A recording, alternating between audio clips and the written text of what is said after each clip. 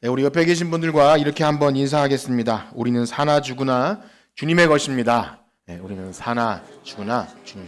아멘.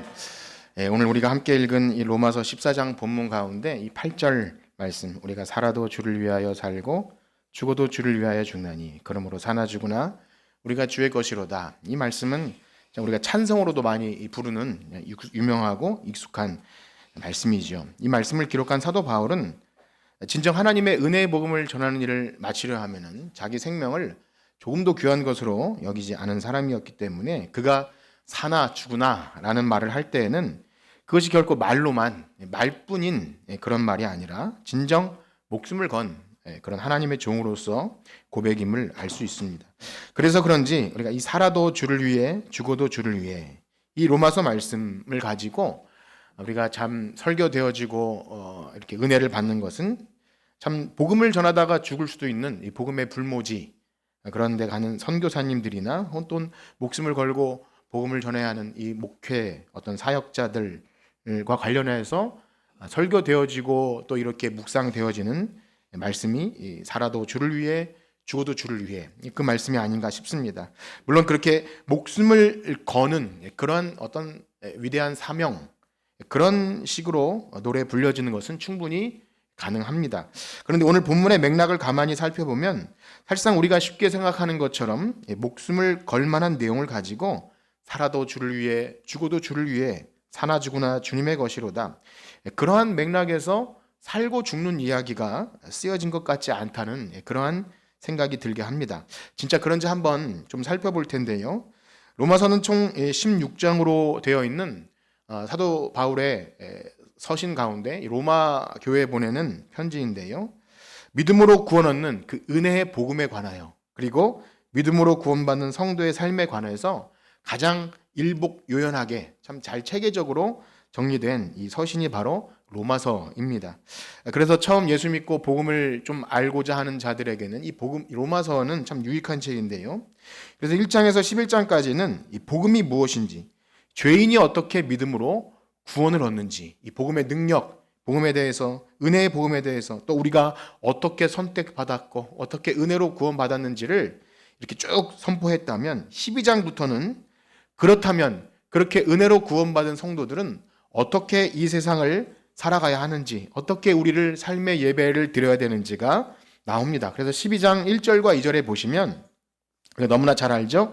그러므로 형제들아 내가 하나님의 모든 자비하심으로 너희를 권하노니 너희 몸을 하나님이 기뻐하시는 거룩한 산 제물로 드리라. 이는 너희가 드릴 영적 예배니라. 그리고 이어서 이 세대를 본받지 말고 오직 마음을 새롭게 함으로 변화를 받아 하나님의 선하시고 기뻐하시고 온전하신 뜻이 무엇인지 분별하도록 하라. 우리가 외우기도 한 참 중요한 말씀. 이 12장부터는 구원받은 성도의 삶에 관해서 쭉 나오게 됩니다. 그래서 구원받은 성도로서 이제 어떻게 우리의 삶을 거룩한 산제물로 드릴 것인지.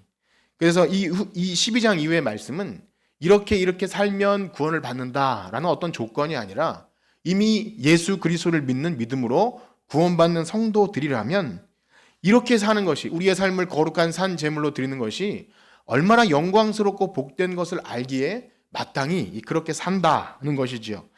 그러한 맥락에서 13장으로 가면 그러면 국가 안에서 우리의 이웃 안에서 그 신자의 삶은 어떠한지 이웃을 향한 어떠한 삶을 살아야 되는지를 나열하다가 이제 오늘 14장에 이르면 뜬금없이 고기 먹는 이야기가 나옵니다. 그래서 과연 이 말씀이 정말 사나 죽으나 할 정도로 심각한 문제를 가지고 이야기하는 것인가? 이 고기 먹는 문제가 목숨 걸어야 되는 문제인가를 그래서 생각하게 된다는 거죠.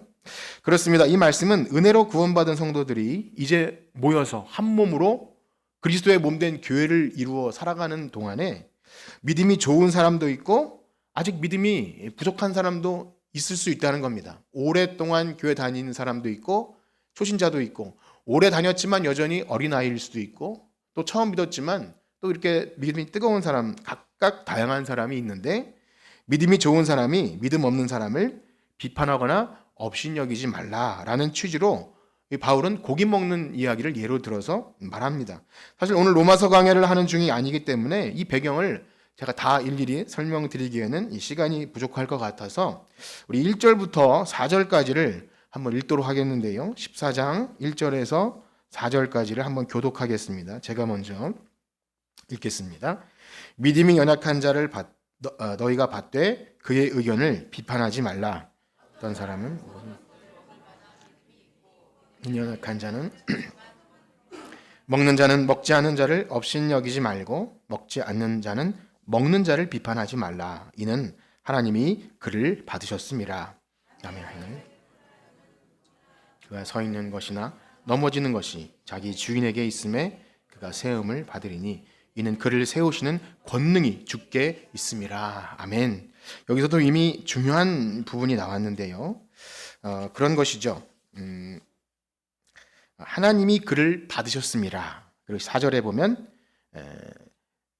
서 있는 것이나 넘어지는 것이 주인에게 있음에 그를 세우시는 분은 하나님이시다.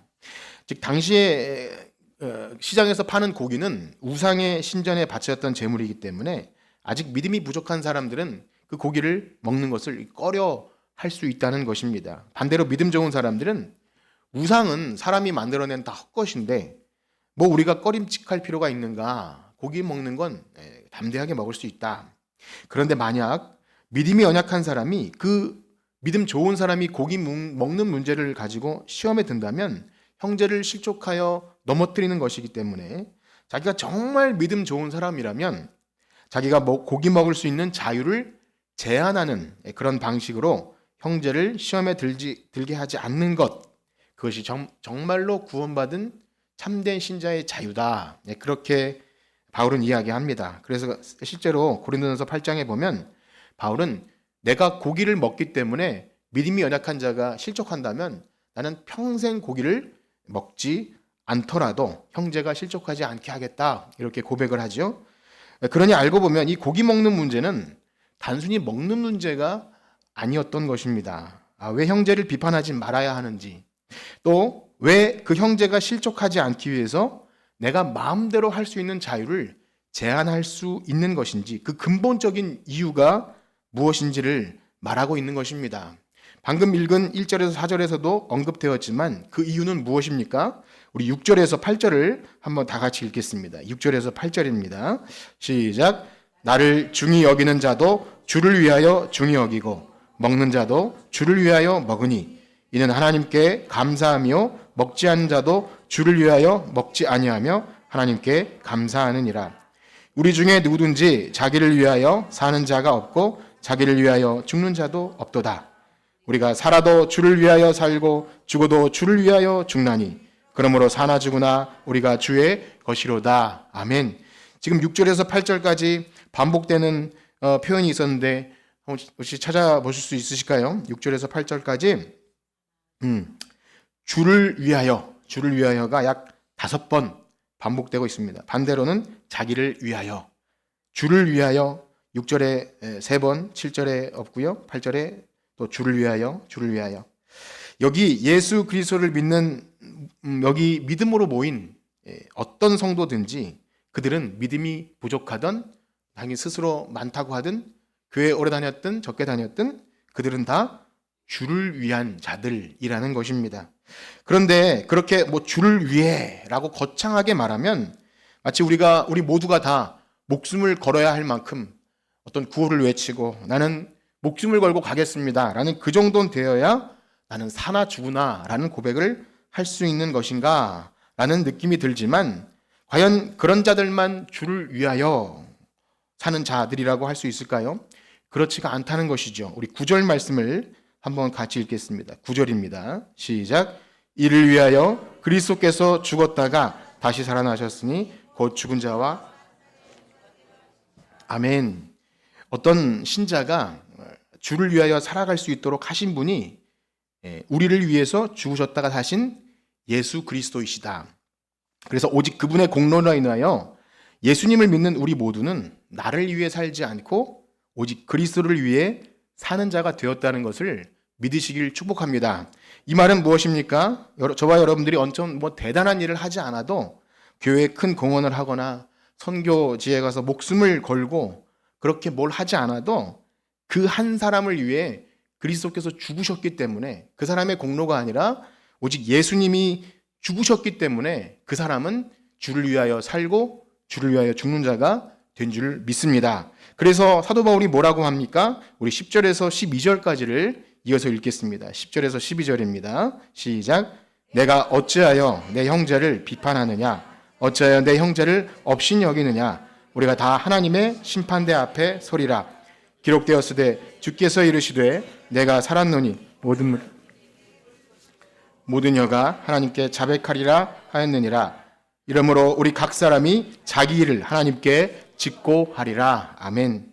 그렇습니다. 우리는 살아도 주를 위해 죽어도 주를 위해 사나 죽으나 주를 위해 사는 것이라 고백할 수 있는 사람이라면 그 출발점이 나에게서 나오는 것이 아니라 우리를 하나님 백성 곧 이 그리스도의 몸된 교회 되게 하기 위해서 우리 예수님께서 십자가에 달려 죽으셨기 때문에 그 죽으심의 의미를 아는 자라면 마땅히 우리도 나는 주를 위하여 살고 주를 위하여 죽습니다. 그렇게 고백을 하게 된다는 거죠. 그런데 우리가 그 사실을 알지 못하고 혹 옆에 있는 형제를 비판한다면 그것은 그리스도께서 그 형제를 위해 죽으셨는데 그 귀한 형제를 내가 업신 여기는 것이다 라는 것을 말하고 있습니다. 그래서 사도 바울은 마지막에 뭐라고 말합니까? 15절 말씀 함께 같이 읽을까요? 15절입니다. 시작. 만일 음식으로 말미암아 내 형제가 근심하게 되면 이는 내가 사랑하지 아니함이라. 그리스도께서 대신하여 죽으신 형제를 내 음식으로 망하게 하지 말라. 아멘. 음식 아무것도 아닌 것이 아닌 거죠. 알고 보니 고기 먹는 문제는 단순한 먹는 문제가 아니라 진짜 그가 그리스도께서 대신 죽으신 한 정체성, 진짜 하나님의 백성임을 나타내는 작은 시금석이 되는 문제였습니다. 그리고 우리가 형제에 대해서 함께 신앙생활하는 형제에 대해서 함부로 비판하거나 판단하지 않고 그를 위하여 내 자유를 제한한다면 그 한 영혼을 위해 그리스도께서 죽으셨음을 안다는 것입니다. 내가 그 사람의 어떤 허물과 내가 마음대로 할 수 있는 어떤 것을 제한하고 그를 사랑하고 존중한다면 나는 그리스도께서 내 안에 나는 그리스도와 함께 죽고 주님과 함께 산 자. 그래서 그 형제가 실족하지 않도록 하는 것이 형제를 사랑하는 것이며 그리스도의 몸된 교회를 사랑하는 것이 바로 예수님을 사랑하는 성도의 모습인 줄 믿습니다.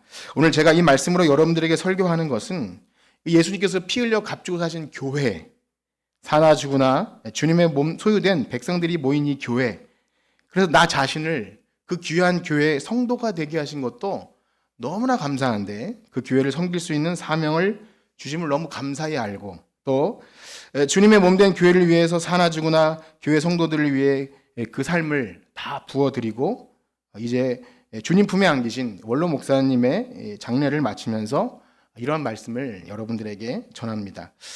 사랑하는 성도 여러분, 예배는요 오직 하나님께만 올려드리는 것인 줄 믿습니다. 설교 말씀은 오직 그리스도의 복음을 전하는 것이고요. 모든 우리의 예배 행위는 오직 하나님께만 영광이 돌아가야 합니다. 그러면서 저는 추도 예배나 혹은 예배를 통해서 산 사람이든 죽은 사람이든 어떤 사람이 주목되는 것은 그렇게 긍정적이지 않다라는 생각을 갖고 있습니다. 그럼에도 불구하고 오늘 제가 이 시간에 이러한 말씀을 드리는 것은 저 목사 개인의 어떤 가족으로서의 부친을 애도하는 어떤 차원을 넘어서서 여러분들의 영적인 아버지이자 또 스승이 되어주시고 성천교회를 개척하신 고 강영철 목사님의 삶이 사나 죽으나 그리스도의 몸된 교회를 위해서 자신의 자유를 제한하고 믿음이 부족한 영혼을 위해서 다 부어주셨다라는 것을 기억한다면 사도 바울이 그렇게 말하죠. 내가 그리스도를 본받는 것처럼 너희도 나를 본받으라. 그 말씀처럼 그리스도의 몸된 교회를 위해서 사나 죽으나 자신이 받은 사명과 은혜대로 몸부림친 그 발자취를 기억하는 것은 우리 신앙의 선배를 통해서 예수 그리스도의 마음을 보기 위함인 줄 믿습니다. 그래서 사실상 이 세상에 어떤 사람도 온전한 사람은 없습니다. 다 죄악투성이 허물투성이죠. 믿음의 조상들의 삶만 보아도 그렇지 않습니까? 아브라함과 이삭과 야곱, 우리가 그 창세기의 내용을 보아도 그들이 믿음의 조상이 될 만한 어떤 자격이나 공로는 애초에 없었습니다. 그러나 다 허물투성이 인생들을 하나님이 은혜로 부르시고 택하셔서 자신의 목적대로 그들을 다듬어 나가시죠. 믿음을 넣어주시고 모든 삶의 역경을 통해서 환경을 통해서 하나님의 영광을 드러내게 하십니다. 그 하나님의 영광을 위해서 그 은혜를 깨닫고 작은 몸부림으로 나그네와 같은 삶을 하나님께 올려드렸을 때 하나님이 그 믿음을 귀히 보셨죠. 그렇습니다. 사실상 저의 이 부친으로서 목사님은 외부에서 보면 굉장히 존경할 만한 목사님이시죠. 어디 가도 인사를 제가 많이 받습니다. 그런데 뭐 어머니에게나 자녀들에게나 그렇게 모든 것이 다 긍정적이었다고 말하지는 못합니다. 그렇게 말한다면 거짓일 수 있을 것입니다. 물론 어려운 시절을 살아내신 그 시대의 아버지들이 다 그러했다는 것은 우리가 다 알고 있는 사실이겠지만 무엇보다 교회를 너무나 사랑하는 마음에 아내보다는 교인을 더 사랑했던 것 같고 자신의 자녀보다 교인들의 자녀를 더 이뻐하고 사랑하지 않았나. 그래서 아버지를 빼앗긴 것 같고 나에게는 저렇게 자상하지 못했는데 어떻게 저럴 수 있나. 그런 것도 있었죠. 그러나 지나온 세월들을 돌아보면 참으로 아무나 따라할 수 없는 그런 존경스러운, 그래서 우리 형제들이 그런 말을 했어요. 참 고아들의 아버지였고 과부들의 친구였구나. 그런 얘기를 했습니다. 다윗이 사울에게 쫓겨 도망갈 때 그 아둘람 굴에 모인 사람들은 환난당한 자, 또 빚진 자, 마음이 원통한 자들이 다윗에게 모여들었지요. 그렇게 성천교회는 처음부터 상처받은 영혼들이 교회에 모여들어서 예배하기 시작했습니다. 다니던 교회에서 그 망우리에 있는 염광교회죠. 거기서 교회를 찾아다니던 식구들이 강영철 집사가 신학했다는 얘기를 듣고 우리 교회 합시다. 그렇게 집으로 쳐들어왔습니다. 그래서 집회를 예배 드리면서 교회가 생겨났죠. 교회는 전적으로 하나님이 하시는 것입니다. 전적으로 하나님의 역사로 교회가 시작됩니다. 그래서 그런지 교회가 처음 시작될 때부터 언제나 고아와 같은 친구들이 끊이지 않았고 저는 항상 그 친구들과 함께 지냈습니다.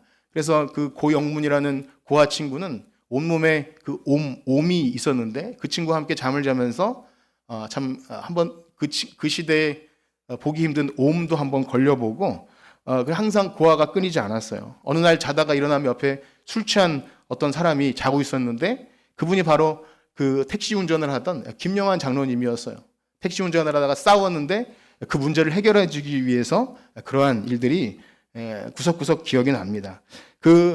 물이 들어오는 지하실에서 그렇게 별 걱정 없이 살았지만 언제나 주변에는 고아 같은 친구들 또 그렇게 생활이 필요한, 그래서 좀 이렇게 말하면 그렇지만 보잘것없은 왕따 같은 그런 사람들, 도움이 필요한 사람들이 많았던 것을 기억합니다. 그런 교회를 목회하는 아버지는 가족들에게는 별로 찾아볼 수 없는 과도한 배려와 친절을 성도들에게 베푸는 것을 많이 보았습니다. 그런데 놀라운 사실은요, 육신의 아버지의 부족함으로 인해서 가족들이 느끼는 여러 가지 아픔들과 서러움들이 있다 할지라도 하나님은 언제나 놀라운 은혜로 주님께 헌신된 목회자의 가정을 결코 그렇게 그냥 내버려 두지 않았음을 돌아보게 됩니다. 잘 삽니다. 하나님께서 은혜를 주셔서 잘 삽니다. 그것은 결코 하나님께서 주님이 맡긴 일을 감당하는 자를 결코 굶기지 않는다라는 진리이죠. 그렇습니다. 그렇게 교회에 열심을 내는 것이 어떤 개인적인 야망이나 성공이 목적이 아니었기 때문입니다. 나를 살리시기 위해서 피 흘리신 주님께서 그 피값으로 세워주신 교회를 사랑하고 사나주거나 그 은혜의 복음을 위해 산다는 것이 그분의 삶의 중심이었기 때문에 하나님은 은혜로 저희 가족들을 여기까지 인도하셨음을 믿습니다. 제가 입관 예배 때 제가 상주이다 보니까 광고 시간에 주책 없이 그런 말씀을 짧게 드렸는데요. 저희 부친께서 마지막 병원에 이제 입원하러 가셔야 하는데 이제 힘이 없어서 계단을 내려오지 못해서 이제 업고 내려왔습니다. 그래서 차에 태워드리려고 하는데 손을 시켜들면서 목소리가 거의 나오지 않는데도 뭐라고 이렇게 뭘 끄라고 그렇게 얘기를 하셔요.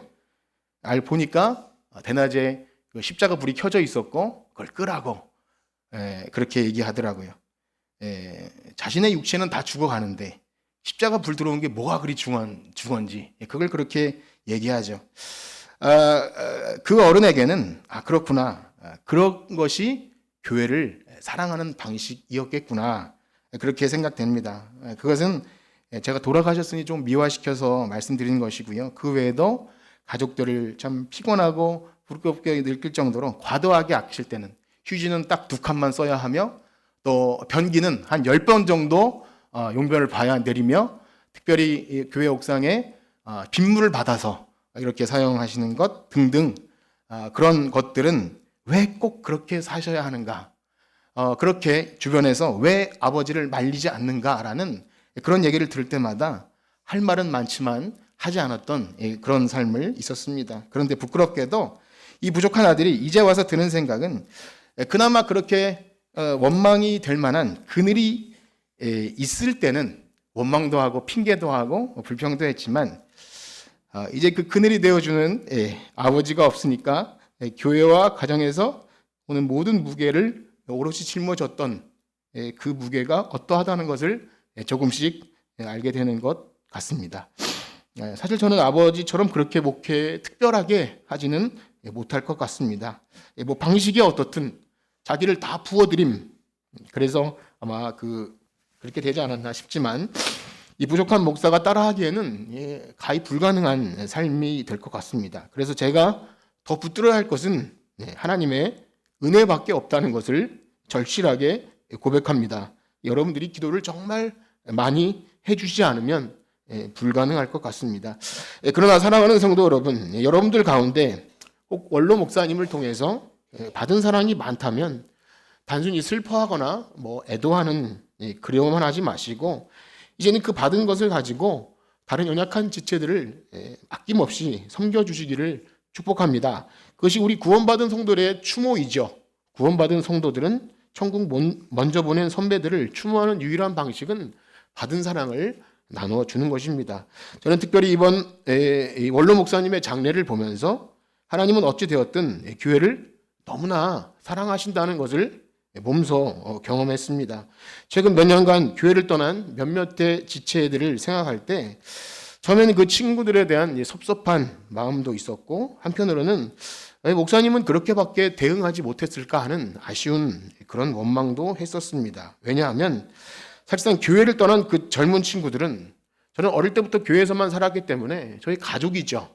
저희 피부치 같은 김규환 집사, 또 변지 집사, 그 부부들, 저희 거의 인생의 전부였습니다. 그 친구들이 교회를 떠날 때는 참 뭐랄까요, 살을 도려내는 듯한 아픔이 있었는데, 그래서 방황도 많이 했고, 내가 여기 있는 것이 맞는가라는 생각을 했었습니다. 그런데 이번 기회로 그 친구들과 늦은 시간까지 대화를 나누면서 굉장히 중요한 사실을 발견했습니다. 교회는요, 하나님의 것이기에 모으시는 분도 하나님이시고 또 흩으시는 분도 하나님이신 줄 믿습니다. 사람이 아무리 노력하고 붙잡아 놓으려고 해도 인간의 노력으로는 되지 않는 것이 교회입니다. 그 친구들이 하는 말이, 어느 교회를 가봐도 성천교회 강명철 목사님으로부터 훈련받은 것이 너무나 대단했고, 그래서 어디 가서도 자신들이 돋보인다.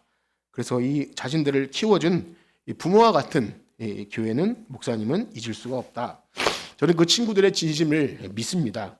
그래서 저는 그렇게 말했습니다. 너희들이 어디 있든지 그곳이 하나님께서 필요해서 훈련받아서 파송된 곳이라고 믿고 그리스도의 몸된 교회로서 최선을 다하면 우리는 다 하나님 앞에 서게 되지 않겠느냐. 오늘 말씀처럼 우리 각자는 다 하나님 앞에 서서 직고하게 될 것입니다. 다 같이 천국에서 만나게 될 것입니다.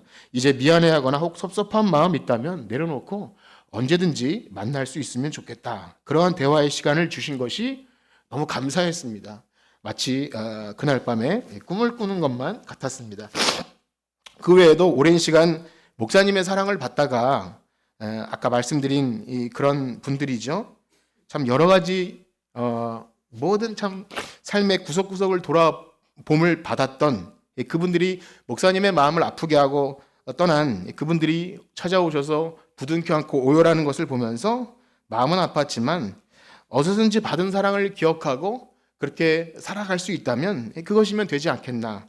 우리가 훗날 하나님 앞에 서게 될 것인데 그때는 지금 우리가 이 육신을 가지고 느끼는 그런 연약함과 서운함과 부족함의 이유를 분명히 알게 될 것이고, 얼굴과 얼굴을 맞대는 것처럼 알게 될 때는 더 위로해주고 부둥켜 안고 울어줄 수 있지 않겠나, 또 기뻐할 수 있지 않겠나, 그렇게 소원해 봅니다. 사랑하는 성도 여러분, 구원받은 성도는 이 땅에 살아갈 때 그의 몸이, 그 물리적인 몸이 여기 있든 어디 있든 우리는 다 그리스도의 몸된 교회입니다. 그렇게 그리스도의 몸된 교회로 살아가는 자들은 다 사나 죽으나 주님의 것입니다. 그리고 주님께 받은 사랑이 많을수록, 내가 믿음이 좋은 사람일수록 다른 사람을 위해 내 자유를 제한하고 내 자리를 내어주고요, 사랑과 헌신으로 주를 위해 살 때, 그 형제를 사랑할 때 그것이 주님을 사랑하는 것이고 내가 구원받은 성도의 증거라는 것입니다. 그렇게 교회로 살아갈 때는 분명히 이 땅의 지상교회는 한계가 있어서 서운한 것도 있고 배신감도 느낄 수 있고 섭섭함도 느낄 수 있습니다. 아쉽기도 하고 억울한 일 당하기도 합니다. 그러나 우리가 하나님의 자녀 되기 위해서 고난당하실 이유 없는 주님께서 십자가를 지고 우리를 위해 죽으셨다는 그 사실을 기억한다면, 우리가 현재 당하는 고난은 우리 주님과 만나게 될 그 영광스러운 날과는 좋게 비교할 수 없는, 너무나 감당할 수 없는 은혜인 줄 믿습니다. 오늘 말씀 한 구절 읽고 마치려 하는데요, 참으로 공교롭게도 바로 1년 전 12월 4일인데요, 그때도 제가 많이 좀 사실 설교할 때 운다는 건 좀 죄송한 일이죠. 그런 후에도 불구하고 설교하다가 울어서 너무 참 그랬는데, 우리 교회가 속해 있는 황동로의 강동시찰에 너무나 좋은 선배님이었던 그 전농중앙교회 박영성 목사님이 바로 이 성탄을 앞둔 작년 12월 4일에 소천하셨습니다. 교회 당회실에서 돌아가셨는데, 이 추운 겨울에 감기를 못 이기고 그렇게 하셨는데, 여러분들에게는 말씀을 안 드렸지만 그때도 원로 목사님을 모시고 원주 화장터에 예배를 드렸는데, 이번에 예배 인도를 해주신 김은태 목사님도 거기 계셨고 바로 그 2번 방에서 모여 예배를 드렸습니다. 그때 우리 화도 반석교회 이용호 목사님, 또 원로 목사님이 계셨고, 그때 제가 대표 기도를 맡았었는데요, 그때 읽어드렸던 그 말씀을 함께 읽고 마치려 합니다. 우리 고린도후서 4장 14절에서 18절 말씀입니다. 우리 한번 교독하도록 하겠습니다. 제가 먼저 읽겠습니다. 주 예수를 다시 살리신 이가 예수와 함께 우리도 다시 살리사 너희와 함께 그 앞에 서게 하실 줄을 아노라. 이는 모든 것이 너희를 위하여이니 은혜가 더하여 넘쳐서 하나님께. 그러므로 우리가 낙심하지 아니하노니 우리의 겉사람은 낡아지나 우리의 속사람은 날로 새로워지도다.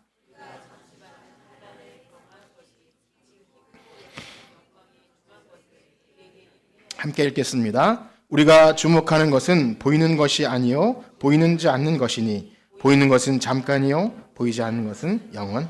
아멘. 사랑하는 성도 여러분, 사랑하는 사람을 떠나보내는 아쉬움과 섭섭함, 그리고 더 잘 해드리지 못한 죄송스러운 마음이 있다 할지라도 우리는 세상에 소망 없는 자처럼 그렇게 절망해서 슬퍼하지 않습니다.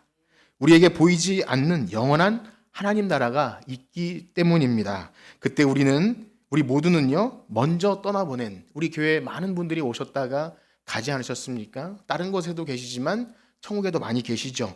그 보고 싶은 그리운 신앙의 선배님들과 함께 거기서 영원토록 주와 함께 주님이 베푸시는 잔치자리에 우리 모두가 있게 될 줄 믿습니다. 간절히 바라기는 그날에 이르기까지 우리 신앙의 선배들이 다 못 이룬 그 남은 사역을 우리 한 분 한 분이 최선을 다해 감당하시고 기쁨으로 만나게 되는 저와 여러분들 되시기를 주님의 이름으로 축복합니다. 아멘. 기도합시다. 모든 육체는 풀이요 그의 모든 아름다움은 들의 꽃과 같으니 푸른 마르고 꽃은 시듬은 여호와의 기운이 그 위에 불미라. 이 백성은 실로 풀이로다. 푸른 마르고 꽃은 시드나 우리 하나님의 말씀은 영원히 서리라 하라. 하나님 아버지, 우리는 늘 연약한 육신을 가지고 불완전한 삶을 살지만 하나님의 말씀이 우리를 강력하게 붙들어 주시기에 오늘도 믿음을 가지고 천국 소망 가지고 살아갑니다. 부활의 소망이 없다면, 천국의 소망이 없다면 우리는 세상에서 가장 불쌍한 자일 것입니다. 그러나 우리에게 부활의 소망과 천국 소망이 있기에 우리는 모든 일에 낙심하지 않고 넉넉히 이김을 주시는 줄 믿습니다. 그 믿음 가지고 사랑하는 우리 주님 만나 뵐 때를 사모하며, 그리고 사랑하는 신앙의 선배들을 만나는 기쁨의 잔치자리를 사모하며 주어진 삶의 자리에서 사나 죽으나 주님의 것으로 살아가는 우리 모두가 되게 하여 주시옵소서. 예수님의 이름으로 기도합니다. 아멘.